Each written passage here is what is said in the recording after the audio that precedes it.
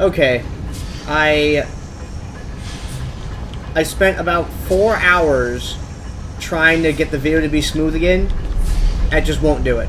I've played with every graphical setting in my graphics card, in Windows, in Skyrim. I've disabled and re-enabled mods, and even with all the mods disabled, it still doesn't even work. Like, just for some reason, Skyrim does not want to play nice with whatever. I've updated my graphics drivers, everything.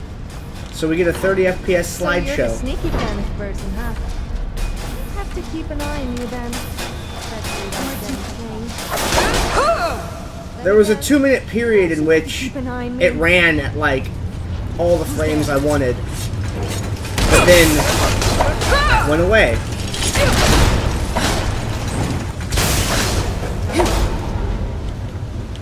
So now here we are.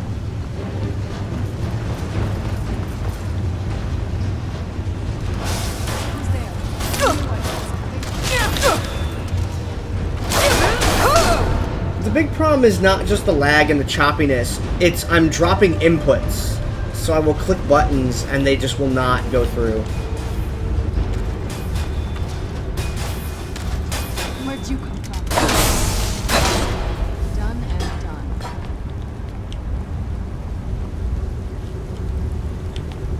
done. The solution is at the bottom, isn't it?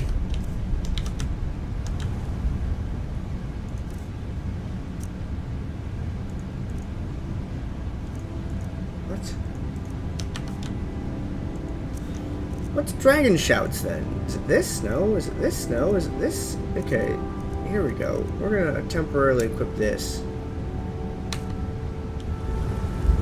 Rhyme? Sigron!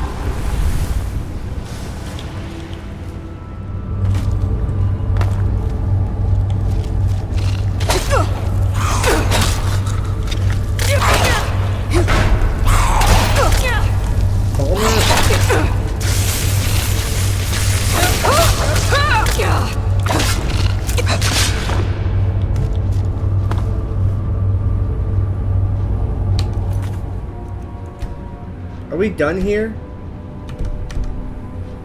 Are we done here?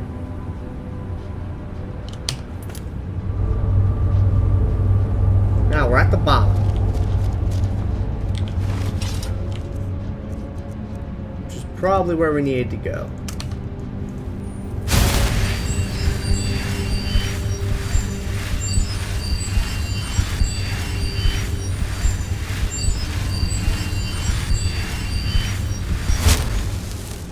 Sophia, I'm surprised that you caught up with me so fast.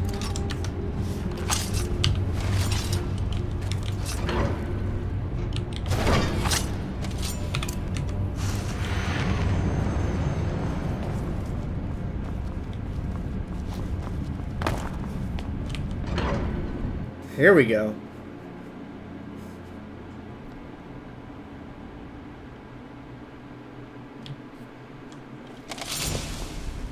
What we're looking for must be in here somewhere. What is this?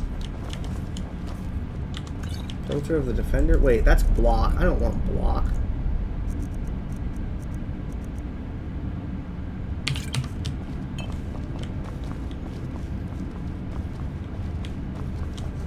What's this? Who's there? I knew I heard something. Done and done.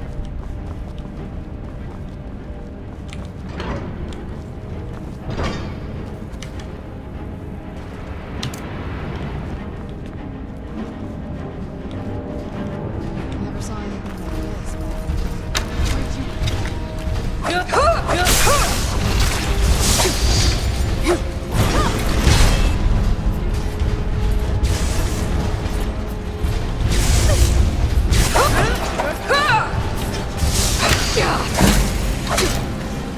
Oh, heavy armor 96. Nice. Are you two hitting it through the door? The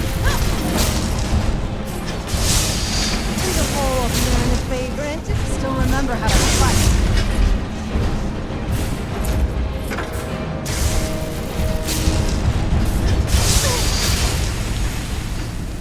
Seems like you can hit What Sophia, makes though. you think you're any different to the hundreds of others like you I have killed?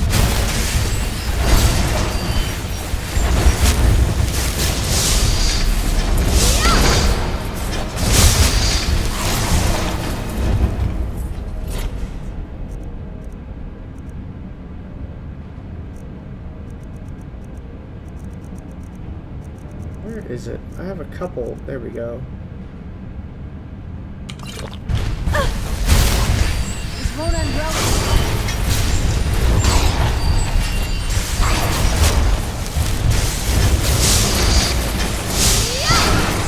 Done and I like the way that you guys killed it through a gate.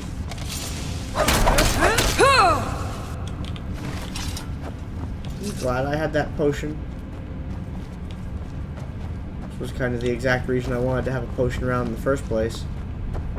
Just in case something like that happened. Serana, I'm sorry I keep killing your Falmers, but they look shady as hell.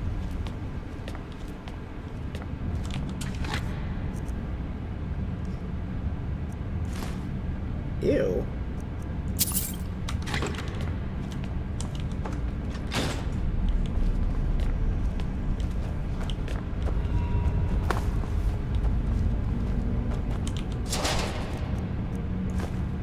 Daedric arrows, gimme.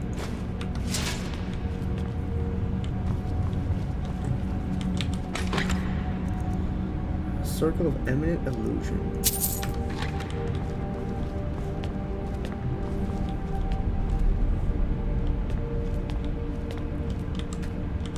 Another Dwarven Centurion.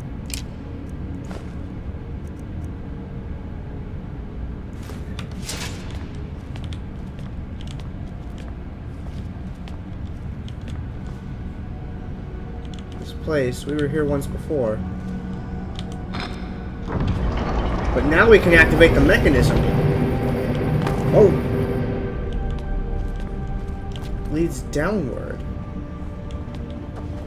Well, let's go. Blackreach.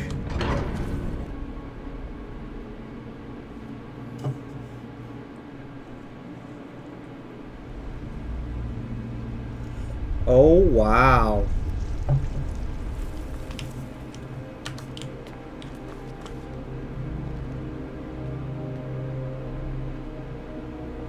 Boy, do I wish this wasn't choppy as shit.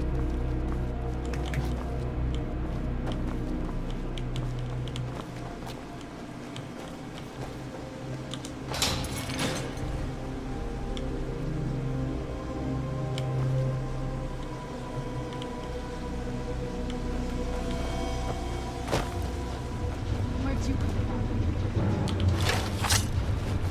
from? More Falmer.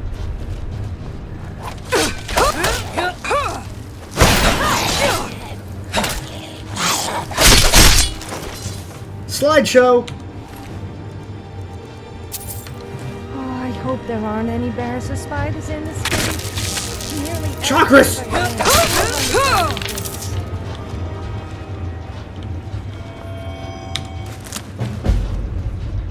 Who's there?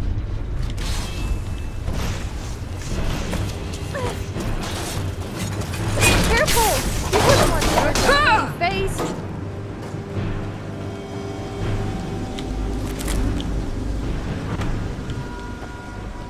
Crimson Nirnroot. Chakras! Oh, that's her Chakras.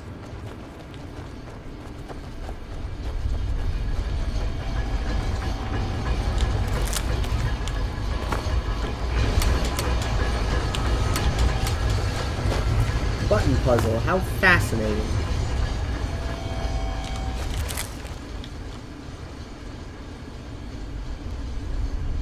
Is that water down there? It must be. Nirnroot only grows around water.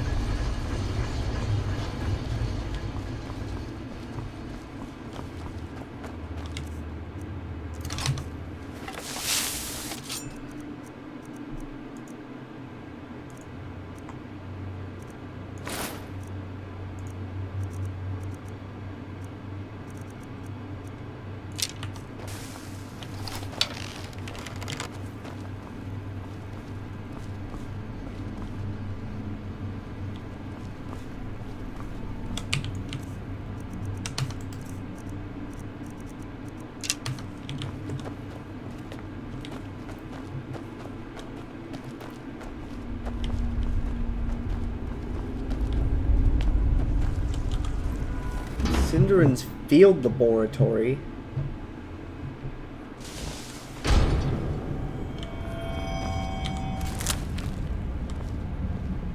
What is this? Dererum Durenis. I am 611 years old. I have never had children of my own, but I have many nieces and nephews and cousins who have been raised with the tales and traditions of our ancient, illustrious, and occasionally notorious clan, the Dureni. Few families in Tamriel can boast so many famous figures, wielding so much power over the fate of so many. Our warriors and kings are stuff of legend, and it is not to dismiss their honor and their achievements to say you have heard quite enough about them. I myself have never picked up a sword or written an important law, but I am part of a lesser-known but still important Dureni tradition, the Way of the Wizard. My own autobiography would be of little interest to posterity, though my nephew, nieces, and cousins indulge me to tell wild tales of life in the chaotic second era of Tamriel, but I have a few ancestors whose stories should be told. They may have changed history as we know it as dramatically as my better-known relatives, but their names are in danger of being forgotten. Most recently, Lysandius, the king of Daggerfall, was able to conquer his ancient enemies of Sentinel, in part thanks to his court sorceress, Midori Dureni. Her grandfather, Jovrin Dureni, was imperial battlemage to the court of the Dunmer Empress of Tamriel, Kataraya, assisting her in creating peace at a time of turmoil. His great-grandfather, Deladil Dureni, had a similar role with his first pontiff and encouraged the Guild Act, without which we would not have all the professional organizations we have today. His ancestor many times back was the witch Raven Dureni, who, with her better-known cousins Aiden and Ryan, brought an end to the tyranny of the latter Alessian Empire. Before the Sigics of Artaeum, it is said she created the art of enchantment, learning how to bind a soul into a gem and use that to ensorcel all manners of weaponry. But it is the story of an ancient ancestor, more distant than Raven, I wish to tell.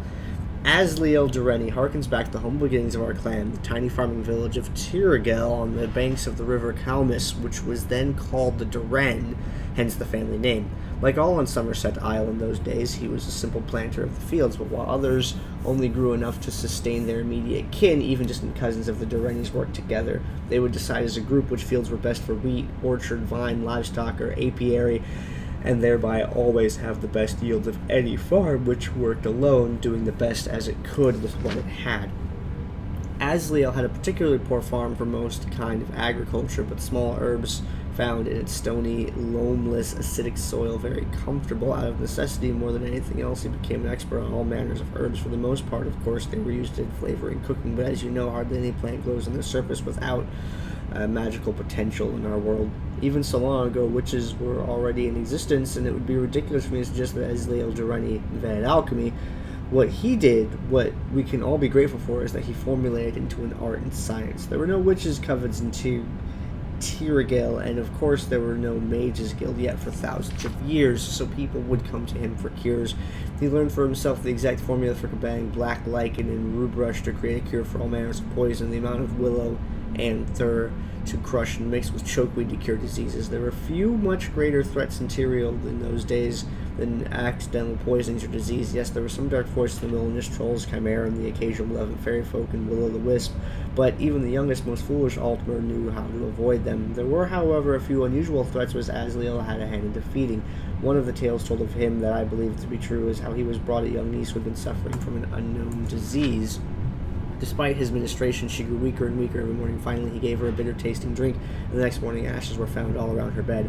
A vampire had been feeding on the poor girl, but Asliel's poison had turned her blood into poison without harming her in the least. If only this formula had not been lost in the mists of history, this would have been enough to make him a minor significant figure in the annals of early Somerset, but at that point in history, a barbarian tribe called the Lockvar had found their way down to Dyron River and recognized Tigreal as rich for raids.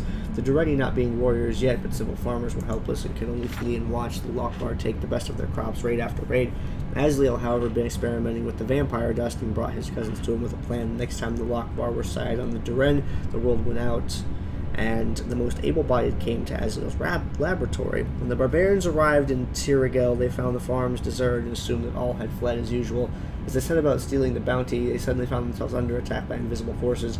Believing the Durrani farms to be haunted, they ran away very quickly. They attempted a few more raids, for their greed would always eventually overpower their fear, and each time they were set upon by attackers who they could not see. As barbaric as they were not stupid, and they changed their mind about the source of their defeat. It could not be that the farms were haunted because the crops were still being tended and harvested, and the animals seemed to show no fear. The Lockvar decided to send a scout to the farm and see if he could spy their secrets. The scout sent word back to Lockvar that the Durrani farms were populated with flesh and blood, entirely visible Altmer.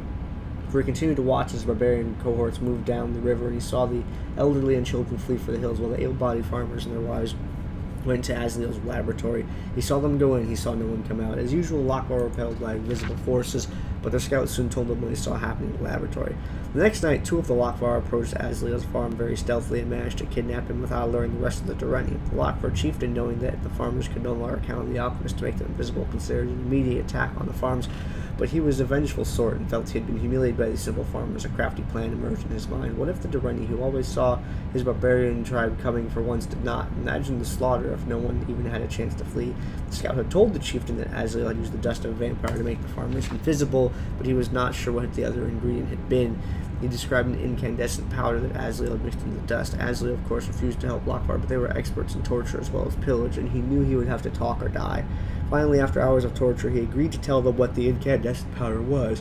He did not know the name, for he called it glow dust, the only remains of a slain will-o'-the-wisp. He told them they would need a lot of it if they wanted to turn the whole tribe invisible for the raid. The Lockvar grumbled that not only did they have to find and kill a vampire to attain his dust, but find and kill several will-o'-the-wisps to get theirs. In a few days' time, they came back with the ingredients the alchemist asked for. The chieftain, not being a complete idiot, made Asliel taste the potion first. He did as he was told and turned invisible, demonstrating that it did truly work. The chieftain put him to work creating more.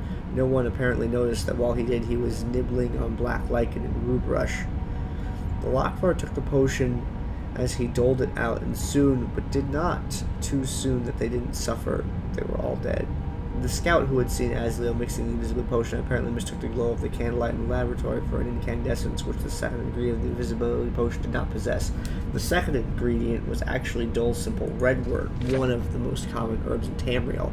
When they had insisted during torture that Asriel tell them what was in the incandescent powder, he remembered they had once experimentally mixed glow dust and vampire dust together and created a powerful poison. It was simple enough to steal a little redwort from the barbarians' camp, mix that with the vampire and glow dust mixture, and create a potion that was in fact an invisibility potion. After curing himself, he gave the poison to the barbarians. The Lockvar being dead, never again raided the Durrani farms. Having no other enemies, they were able to grow more and more prosperous and powerful. Generations later, they left Somerset and began their historic confessionals on the Tamriel mainland. Asliel Durrani, because of his excellence as an alchemist, was invited to Artium and became a Psijic. It is not known how many more common formulas we know today were invented by him there, but I have no doubt that the science and art of alchemy as we know it today would not exist without him. But that is all in the distant past. Asliel's innovations, like my modest ones, like the achievements of the Durranis throughout history, are but a stepping stone to which the wonders will come in the future. I wish I could be there to witness them, but I can only share some of the past with the children of the Durrani and the children of Tamriel. Then I will consider my life well spent. That book was really freaking long. Like, really freaking long. Like, taking up the whole video level of long.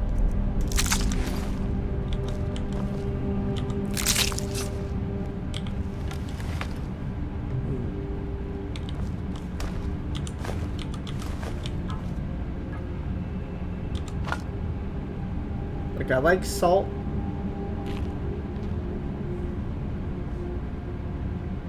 Mud crab chitin. History of Talara, I have that. Tomato.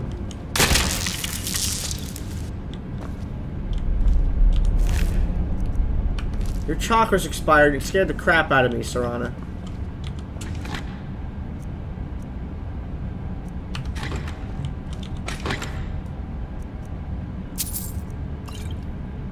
Ring of minor sneaking. I have ascended beyond minor sneaking to being in the future. Well, this was certainly an interesting yet time-consuming little room.